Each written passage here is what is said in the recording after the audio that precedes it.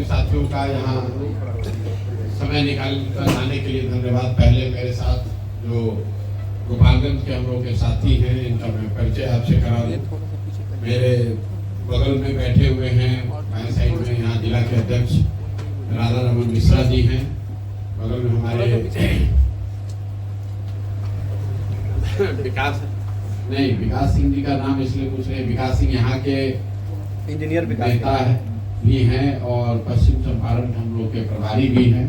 हमारे दाहिने साइड में बैठे हुए हैं अब्बास साहब जो कि पश्चिम चंपारण के हैं और गोपालगंज के यहाँ के प्रभारी हैं।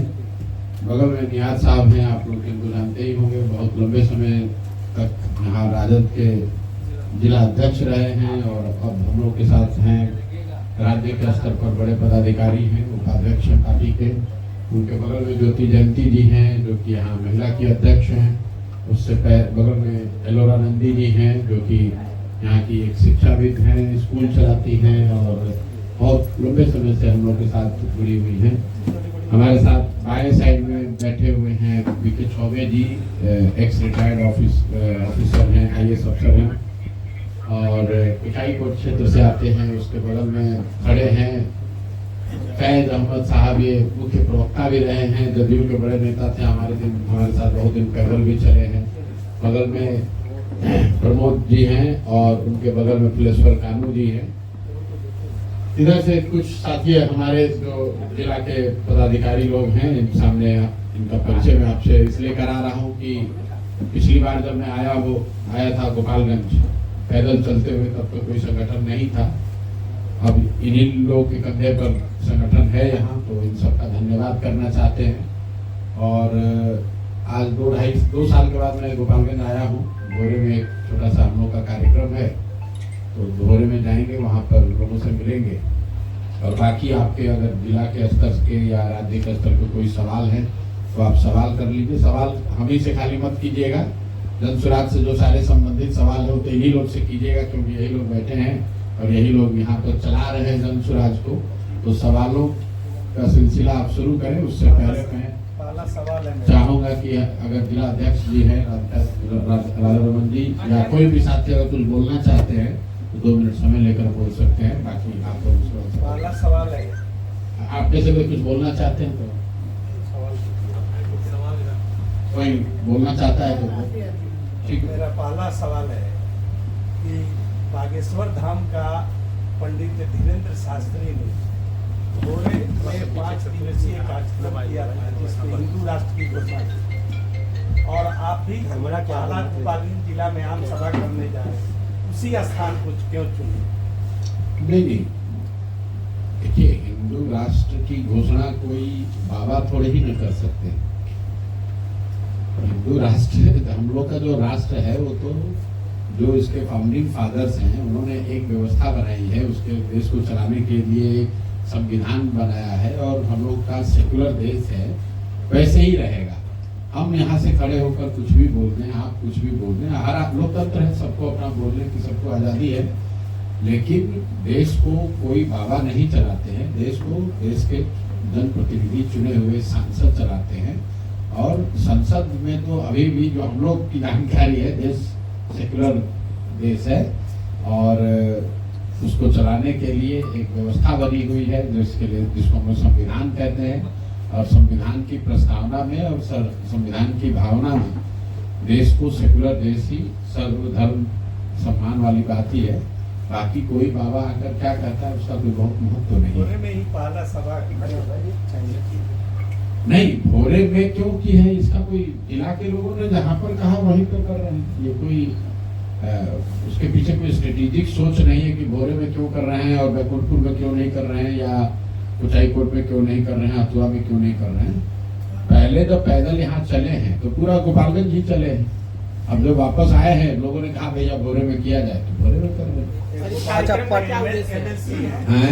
गोपालगंज के MLC है राजीव कुमार, वह जो है भाषण दे रहे थे तो उसमें बोले कि हमने जो चुनाव जीता है 18 करोड़ की लागत आई। इस पर आप क्या बोलें?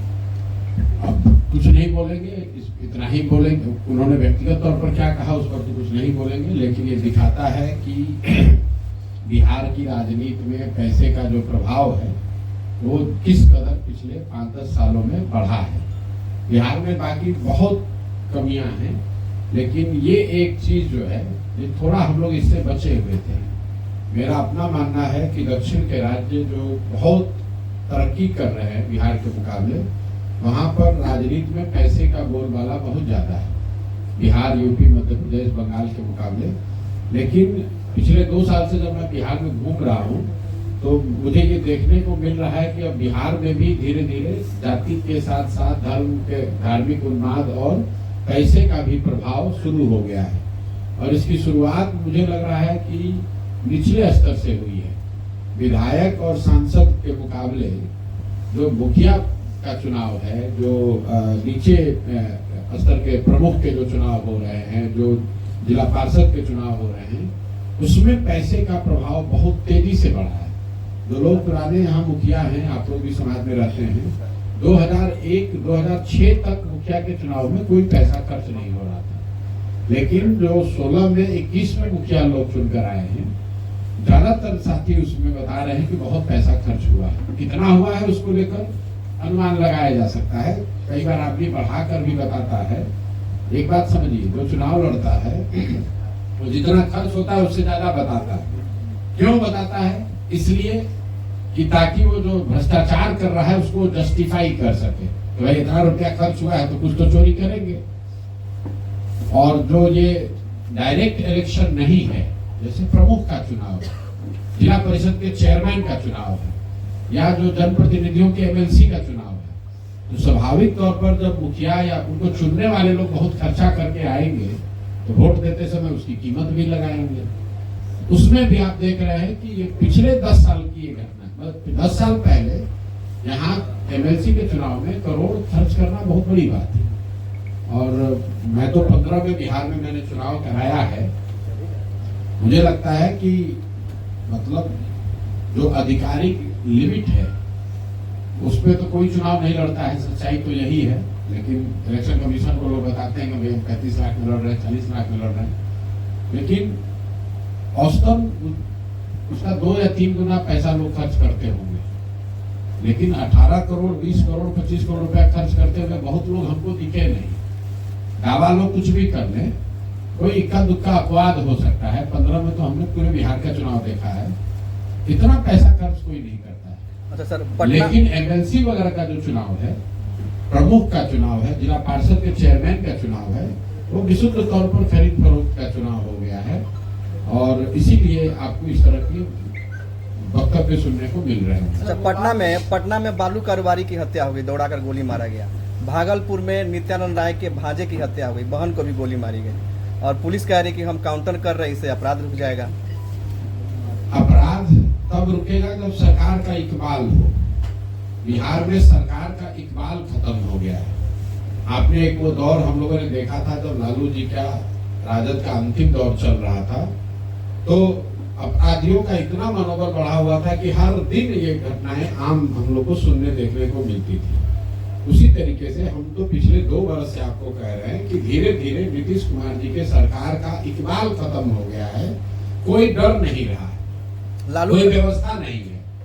और उसको अगर गहराई से आप समझना चाहते हैं कि बिहार में अपराध क्यों बढ़ा, लॉ एंड ऑर्डर इतना खराब क्यों हुआ, अगर आप जाकर आंकड़ों में देखिएगा तो आपको सीधा इसका कोरिलेशन दिखेगा शराबबंदी से। मैं बात कहता हूं, लोग समझते नहीं है। शराबबंदी से 2017 से बिहार में लॉ एंड ऑर्डर की स्थिति पुनः बिगड़नी शुरू हुई है, चाहे सरकार नीतीश और भाजपा की हो या राजद के साथ उनका गठबंधन हो। भाई नीतीश कुमार तो वही है, प्रशासनिक तंत्र वही है, व्यवस्था वही है, फिर 17 के बाद क्यों बिगड़ा है? इसकी वजह यह है कि लॉ एंड ऑर्डर को इम्प्लीमेंट करने के लिए जो व्यवस्था बनी हुई है, जो लोग, जो प्रशासन है, उसका एक बहुत बड़ा तंत्र, एक बहुत बड़ा हिस्सा सिर्फ और सिर्फ शराबबंदी को लागू करने, उसको बचाने, छिपाने, कमाने के में लगा हुआ। अगर थाने में 15 व्यक्ति हैं और 10 आदमी सिर्फ शराब के धंधे में लगे हुए हैं या शराब के काम में लगे हुए हैं, तो स्वाभाविक तौर पर जो रूटीन लॉ एंड ऑर्डर है वो अफेक्टेड होगा। इसीलिए आप देख रहे हैं कि 17 के बाद से धीरे धीरे बिहार में स्थिति बिगड़ती चली जा रही है। तो दोनों बात, एक तो जो पॉलिटिकल लीडरशिप है उसका इकबाल का खत्म हो जाना, तो जो अफसर है वो अपने हिसाब से चला रहा है, तो उसको क्या चिंता है, अगर कुछ गलत हो भी गया तो उसको तो चुनाव फेस नहीं करना है। और दूसरा, जो प्रशासन में लगे हुए लोग हैं खासकर लॉ एंड ऑर्डर में, उसका एक बड़ा हिस्सा शराबबंदी की वजह से उसमें व्यस्त है। और ये बात सिर्फ मैं नहीं कह रहा हूँ, इस देश के चीफ जस्टिस ने ये बात कही कि बिना सोचे समझे अगर आप कानून शराबबंदी जैसे बना देंगे तो उससे पूरी व्यवस्था जो है प्रोसिक्यूशन की, कोर्ट की, वो पूरा तबाह हो जाती है। वो क्योंकि आपने कोर्ट तो बढ़ाए नहीं, थाने बढ़ाए नहीं, नए पदाधिकारी भेजे नहीं, और उसी आदमी को शराबबंदी भी लागू करना है। और बिहार में तो सिर्फ 2 ही बात जो आप कह रहे हैं शराबबंदी बालू वाली बात, तो 3 ही उद्योग यहाँ पिछले 3-4 साल में फैला फूला है। एक है शराब माफिया, दूसरा है बालू माफिया, और तीसरा जो अनाज वाले माफिया है जिसकी चर्चा आप लोग कम करते हैं कि 5 किलो अनाज से जो 4 किलो मिल रहा है, तो ये अनाज को पैसे में कन्वर्ट करना और पैसे को फिर से वापस अनाज में लाना, हम तो कम से कम 2-2.5 साल से यही देख रहे हैं कि हर जिले में, गोपालगंज में भी आपके नाम आप लोग नहीं लीजिएगा, गोपालगंज में भी आपको मालूम है कि कौन शराब माफिया है, आपको मालूम है कौन बालू माफिया है, और आपको ये भी मालूम है कि कौन यहाँ अनाज का माफिया है। हर जिले में बन गया, पूरी व्यवस्था बन गई है। तो जब ये इस तरह के माफिया ही उनका ही दबदबा होगा तो लॉ एंड ऑर्डर बिगड़ने का कारण वो भी है। अच्छा, आपने कहा यादव का जिस तरह परिवार पॉलिटिक्स में शामिल हुआ है, उसी तरह नीतीश कुमार जी के बेटे के निशांत का भी राजनीति में आने का। देखिए, ये आप पत्रकार हैं, आप इस तरह का स्पेकुलेशन कर सकते हैं। मेरा अपना एक तरीका है, जो व्यक्ति राजनीति में नहीं है उस पर मैं टीका टिप्पणी नहीं करता। लालू जी के परिवार के भी जो बच्चे राजनीति में नहीं है उस पर हम आज तक कोई टीका टिप्पणी नहीं करते। वो क्या करते हैं, क्या पहनते हैं, कहाँ रहते हैं, वो उनका व्यक्तिगत मामला है। राजनीति में टीका टिप्पणी उस पर होनी चाहिए जो सार्वजनिक जीवन में है। जहां तक मैं समझता हूँ, नीतीश जी के जो लड़के हैं वो अभी राजनीति में नहीं है। ये पत्रकार लोग जबरदस्ती आप लोग रोज चला रहे हैं। जब राजनीति में आएंगे, अगर आते हैं, तब उस पर टीका टिप्पणी की जाएगी। आपके पास, हमारे पास, जनता के पास अवसर होगा जांचने का, परखने का, कमेंट करने का। अभी से उस पर अनावश्यक टीका टिप्पणी मुझे लगता है कि गैर जरूरी है। और बिहार में बात करने के लिए इतने गंभीर मुद्दा है, उस पर बात न करके किसका लड़का, अरे जब आएगा तब बात किया जाएगा। जहाँ तक मैं समझता हूँ कि ये उचित नहीं है। आपने कहा था कि राघोपुर से चुनाव लड़ेंगे, तो तेजस्वी का ही विधानसभा आपने क्यों चुना? फिर आप पत्रकार लोग भी बिहार में बात को पूरा सुनते नहीं है। लोगों ने ये पूछा कि आप चुनाव लड़ेंगे कि नहीं लड़ेंगे, तो मैंने ये कहा है कि मैं पार्टी से ऊपर नहीं हूँ। पार्टी जो तय करेगी वो हम करेंगे। पार्टी अगर तय करेगी कि राघोपुर से आपको चुनाव लड़ना है तो राघोपुर से चुनाव लड़ेंगे।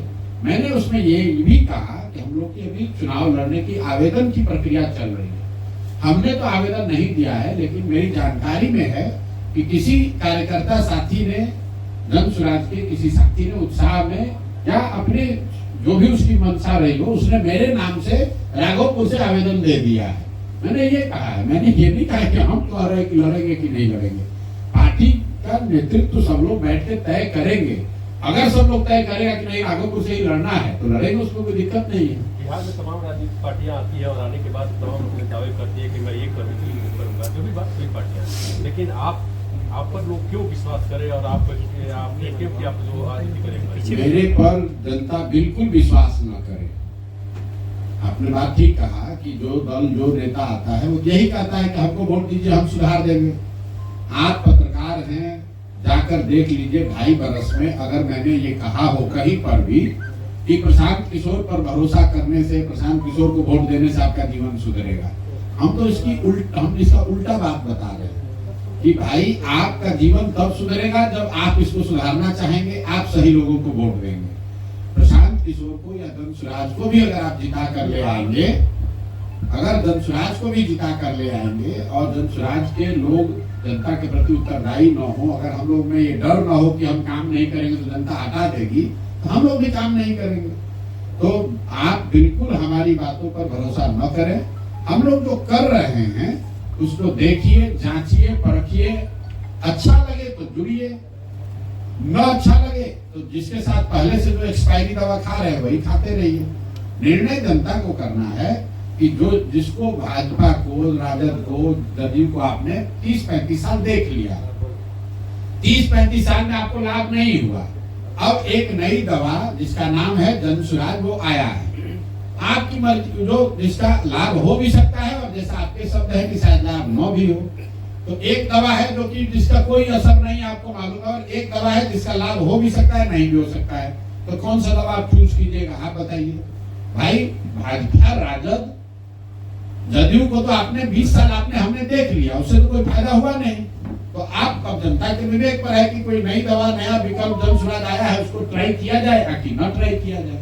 अच्छा, जिस तरह से नीतीश कुमार किसी न किसी पार्टी से गठबंधन करके सरकार चलाते हैं, कारणवश अगर आपकी सीट पूरा नहीं हो पाती है तो क्या आप नीतीश जी से गठबंधन करेंगे कि नहीं? उसमें भाई हम लोग का गठबंधन पहले हो गया बिहार की जनता के साथ, और जन सुराज ने कह दिया कि हम लोग लड़ेंगे 243 सीट। तो 243 सीट के आगे तो कोई सीट है नहीं जिस पर गठबंधन हो जाए। फिर आपने कहा कि चुनाव जीतने के बाद क्या होगा, तो उसके लिए भी हमने कह दिया कि जो हम लोग का अपना तरीका है, हम लोग अर्श पर मरेंगे या फर्श पर मरेंगे।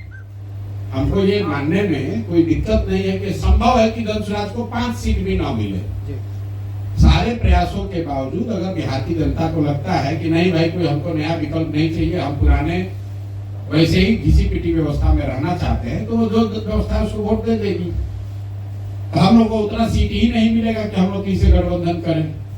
लेकिन अगर जनता को बात समझ में आ गई कि 30-35 साल से विकल्प के अभाव में जो गलत लोगों को भाजपा के डर से लालू जी को, और लालू जी के डर से भाजपा को जो हम लोग वोट देते रहे हैं, अब ये मौका आ गया, अब विकल्प आ गया, नए लोगों का चेहरा सामने दिख रहा है, एक सुचिता वाली राजनीति की शुरुआत हो रही है, एक नए तरीके की राजनीति की शुरुआत हो रही है जिसमें शिक्षा और पलायन की बात हो रही है।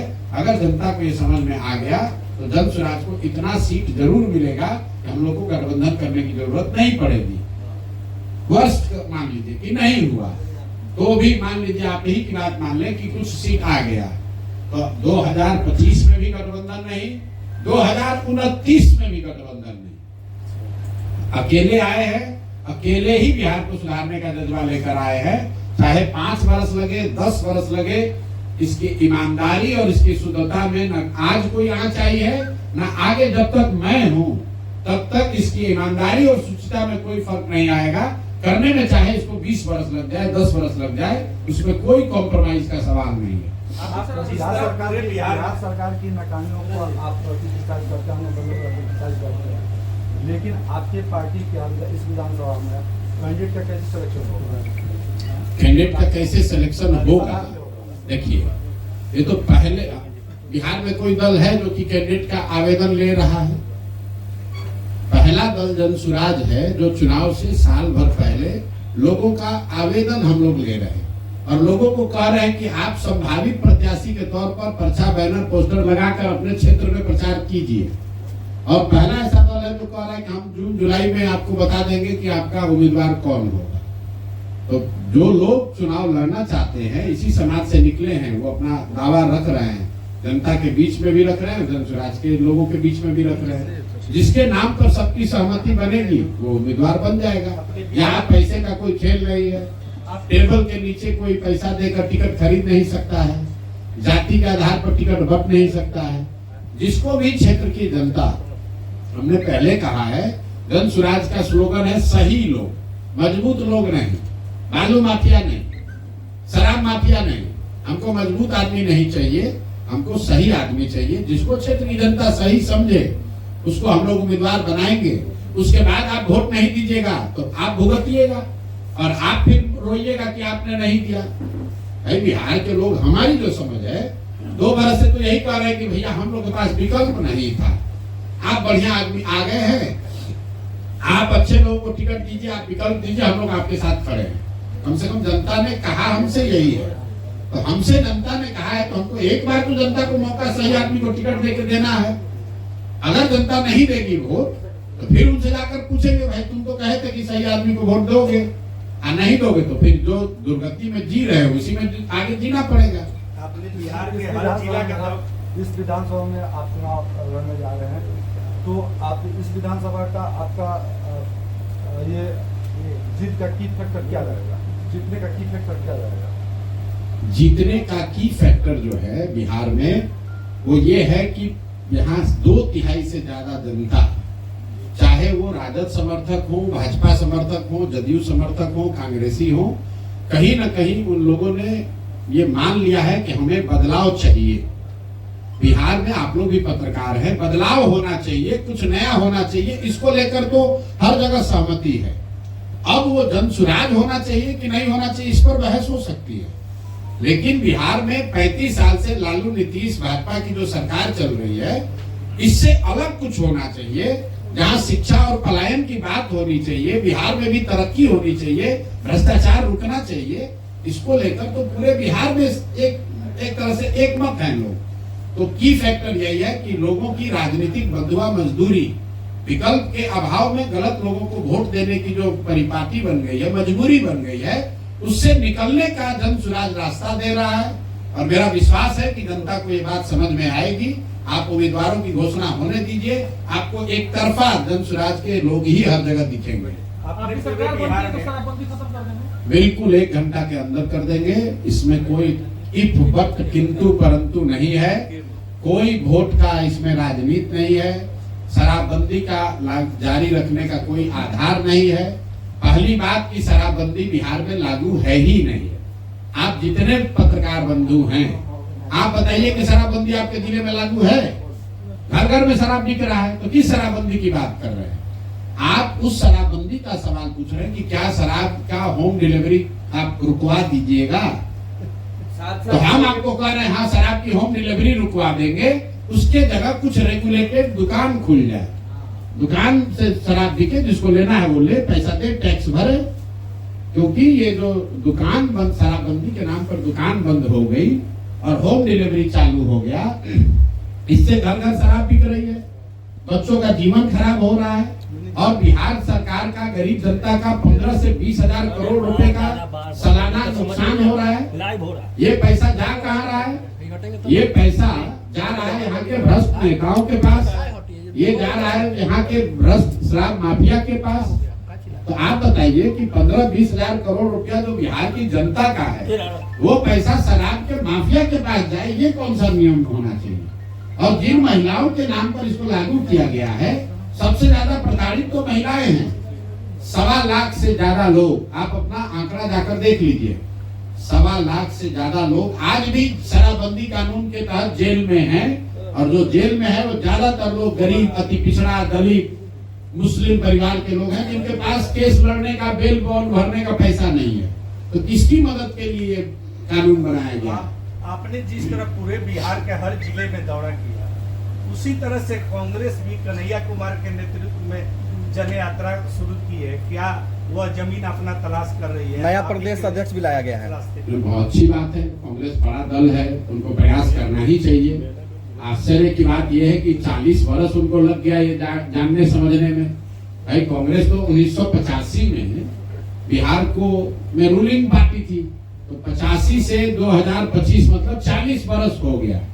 40 वर्ष के बाद ही सही, अगर हम लोग के प्रयास से कांग्रेस जग जाए या कोई दूसरा दल जग जाए, यही तो ताकत हम आपको बता रहे हैं कि जन सुराज के आने से बिहार नहीं सुधरेगा। जन सुराज के आने से यहाँ लोकतंत्र जिंदा होगा। सारी पार्टियों पर यह दबाव होगा कि हम काम नहीं करेंगे तो हमको जनता वोट नहीं देगी। तो कांग्रेस भी सजग होगी, राजद भी सजग होगा।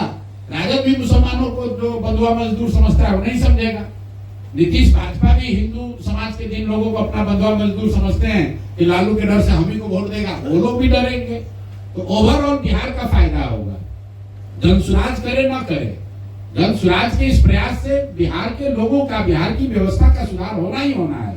क्योंकि सब राजनीतिक दल जब कंपटीशन होगा तो सारे राजनीतिक दल सजग होंगे, सब लोग प्रयास करेंगे, सबके कार्यकर्ता जमीन पर उतरेंगे।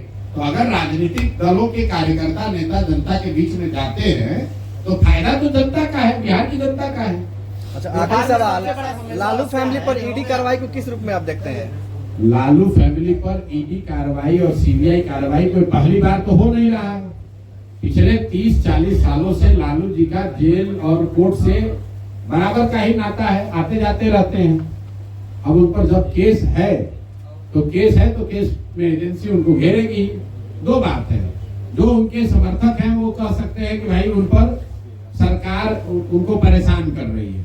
आपको ये पूछना चाहिए कि भाई लालू जी के जब यूपीए की सरकार थी, लालू जी की सरकार थी, तब भी सीबीआई उनको पकड़ कर ले गई थी, तब भी सीबीआई उन पर केस कर रही थी। जब पहली बार लालू जी पर चार्जशीट हुआ उस समय तो देवगौड़ा जी प्रधानमंत्री थे, लालू जी के बनाए हुए सरकार के दौरान ही उन पर सीबीआई ने एक्शन लिया था।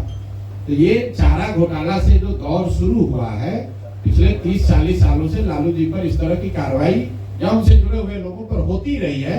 उसमें कितनी सच्चाई है नहीं सच्चाई है हम नहीं जानते हैं, लेकिन जो यहाँ पर कानूनी व्यवस्था है उसके तहत कार्रवाई हो रही है। जहाँ तक मुझे लगता है कि इस कार्रवाई को अपने गति से होने देना चाहिए, दूध का दूध पानी का पानी हो जाएगा। बिहार का सबसे बड़ा समस्या है पलायन, कैसे सर उसे रोक पाएंगे? जो और अगर 1000 बार पिछले 2.5 वर्षों में गांव-गांव जाकर हमने बताया कि बिहार में पलायन को, अगर लोगों के पलायन को रोकना है तो उसके लिए सबसे पहले पूंजी का पलायन रोकना है। पूंजी के पलायन के रुकने से बुद्धि का पलायन रुकेगा, और बुद्धि का पलायन अगर रुक जाए तो श्रम का पलायन अपने आप रुक जाएगा। हर साल बिहार से जो 2.5 लाख करोड़ रुपया बैंकों के माध्यम से आपका हमारा पैसा बिहार से बाहर जा रहा है, उस पैसे को जनसुराज रोकना चाहता है। अगर बैंकों से ये पैसा बाहर जाना रुक जाए तो हर साल बिहार में 2 से 2.5 लाख करोड़ रुपया अलग से बजट के अलावा 2 से 2.5 लाख रुपए का निवेश होने लगेगा। जैसे ही ये पैसा यहाँ रहने लगे तो लोग बहुत बड़ी संख्या में यहाँ छोटे मोटे रोजी रोजगार शुरू हो जाएंगे, और उसी से हम लोग कह रहे हैं कि साल भर के अंदर पलायन रुकेगा। दूसरा पलायन रोकने के लिए हम लोगों ने ये कहा कि अगर मनरेगा को खेती से जोड़ दिया जाए तो बहुत बड़ी संख्या में जो कृषि आधारित मजदूर बाहर जा रहे हैं वो बिहार में ही कृषि आधारित जो क्षेत्र में मजदूरी कर पाएंगे। तो जनसुराज ने 2 रास्ते बताए हैं, पूंजी का पलायन रोककर बुद्धि और श्रम का पलायन रोका जाए, और दूसरा जो खेती आधारित व्यवस्था है उसमें मनरेगा को खेती से जोड़कर बहुत बड़ी संख्या में जो खेतिहर मजदूर हैं उनके पलायन को रोकने की बात कही गई है। सर, आप किस तरह कह रहे हैं कि शराबबंदी 1 घंटा में शुरू कर देंगे, क्योंकि आप गोपालगंज में प्रेस कॉन्फ्रेंस कर रहे हैं। नई स्थिति में गोपालगंज की 3 समस्या सदियों से रहा है, और जो भी पार्टी आता है कहता है गंडक, गुंडा और गन्ना, और उसके जो समस्या रहा है सदियों से आते रहा है। तो क्या आप आश्वस्त करेंगे गोपालगंज की जनता को? इसी तरह का भाषण कर दिए। मैं गोपालगंज की जनता को ये कहूंगा कि अगर पूरा बिहार डूब रहा है तो उसमें गोपालगंज नहीं सुधर सकता है। अगर जहाज डूबेगा तो उसमें बैठा हुआ हर आदमी डूबेगा। पूरे बिहार में अगर चीनी मिल बंद हो रहा है तो गोपालगंज में गन्ना किसानों का भला नहीं हो सकता है।